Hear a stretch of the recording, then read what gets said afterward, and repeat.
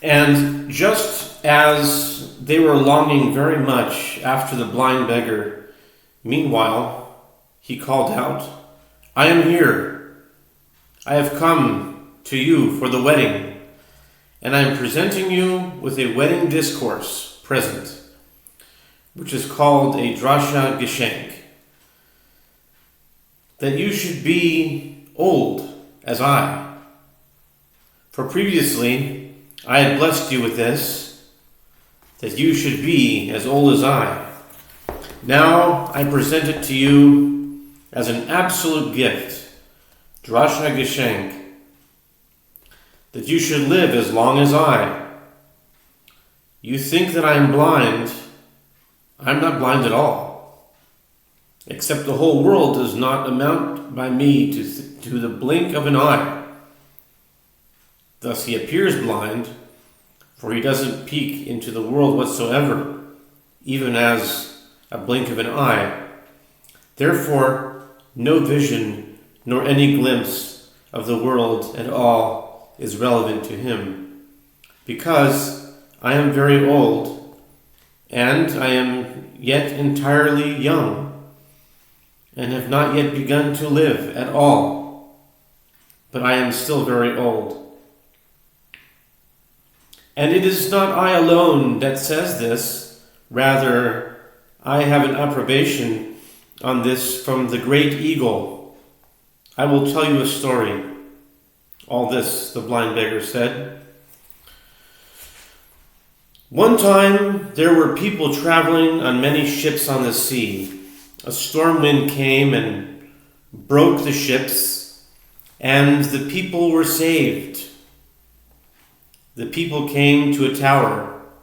They ascended the tower, and they found there all kinds of food, drink, clothing, and whatever one needs, and everything good was there, and all the delights of the world.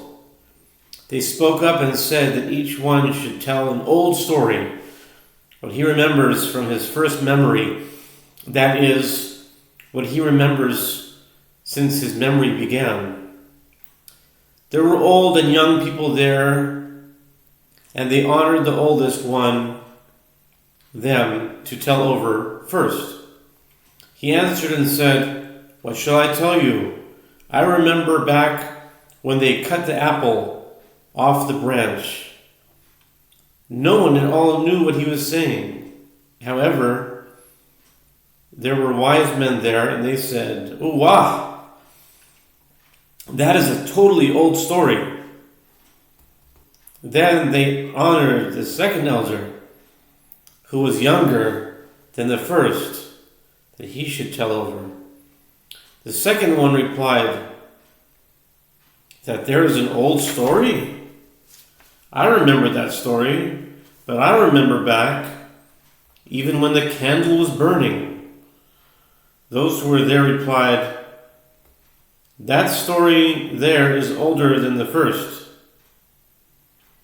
And it was a marvel to them that the second is younger than the first, and remembers an older story than the first.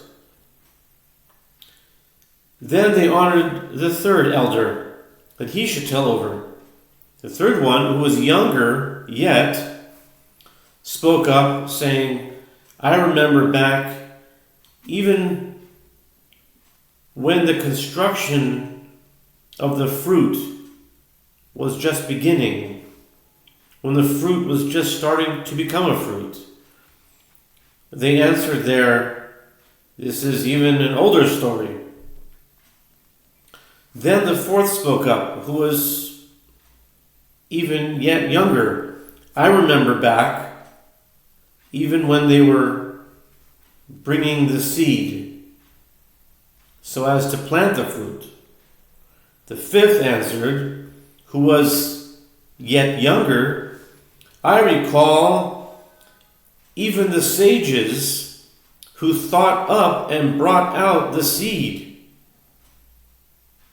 The sixth, who was even yet younger, called out, "I recall even the taste of the fruit before the taste entered into the fruit.